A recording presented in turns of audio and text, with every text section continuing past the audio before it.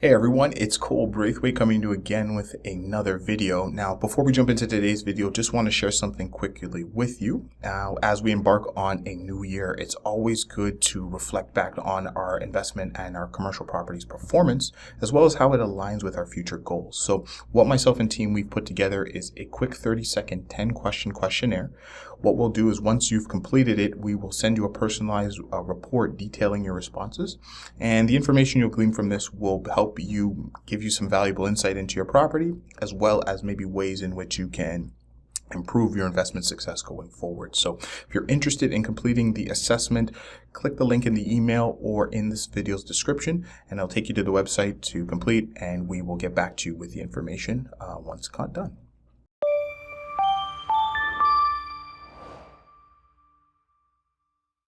Okay, so let's jump into the video here. Wanted to share with you the market statistics of 2022 and what we see going forward and how you can take advantage of some of these opportunities.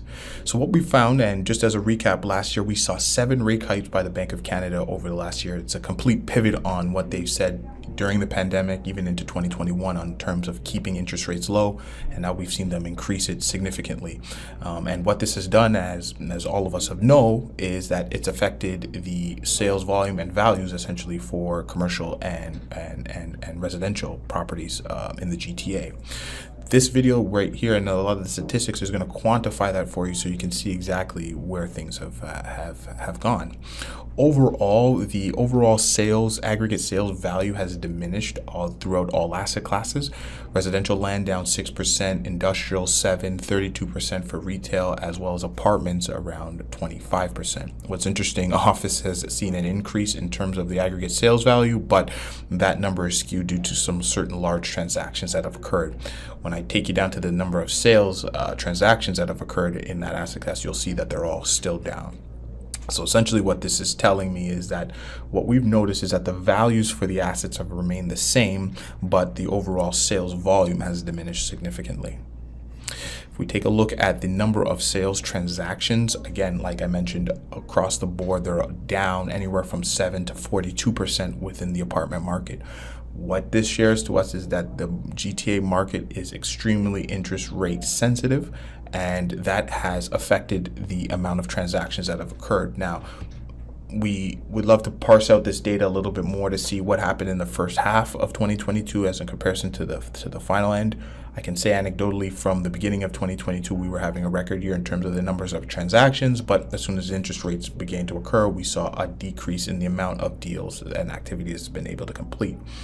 As a result of that, what we're finding is that the sellers are still maintaining at peak pricing, but because the buyer's purchasing power has diminished due to the interest rate increase or the increase on financing throughout their whole holdings, it's affecting what they can then pay for the properties. And as a result, there's a disconnect between buyer and seller, and we see a reduction in the amount of deals that are occurring in the marketplace. So what I anticipate is that we'll probably see some more of the same going into 2023.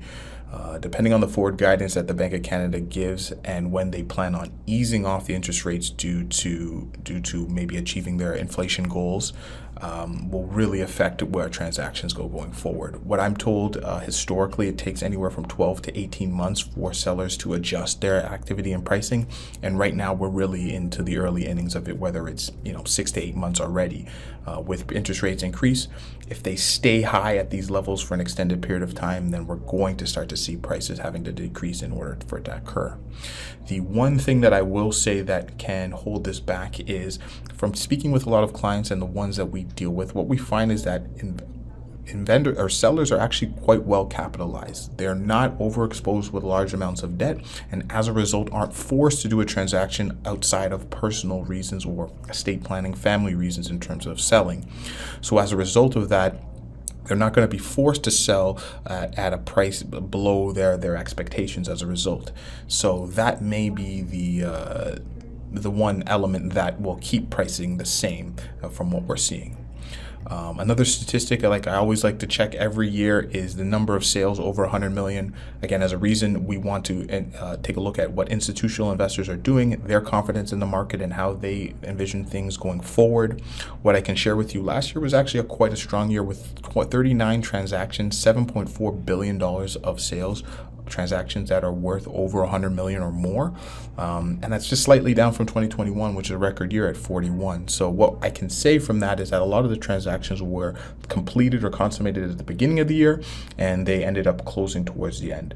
In talking with a lot of institutional investors and money managers, what they're finding is that they're very much cautious about what they want to do going forward, and they are taking a more of a wait and see approach, which I probably anticipate this year we're going to see less transactions over 100 million unless interest rates completely towards the second half of the year decrease significantly to encourage the transactions. Do I think we're going to get down to 6 and like what we saw in 2020? No, but we may be on an average of around 20 to 26 deals in that $100 million range. And just so you get an idea of how it breaks down, majority of those transactions occurred within the residential land in the GTA. So sites designated for high-rise development or subdivisions.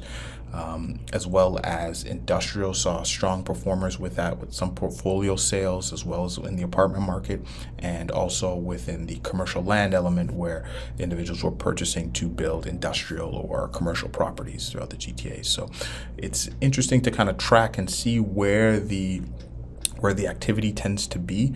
And I think going forward, definitely residential land is going to be the number one asset class in terms of performance, just based on the demand and the need for residential housing in the GTA. So what that means for you as a seller is that this market, unless you're willing to provide financing terms, what we're seeing is, in order to get deals and transactions done in today's market, vendors are open to giving what's called vendor take-back loans at rates less than what a buyer could get in the current lending market.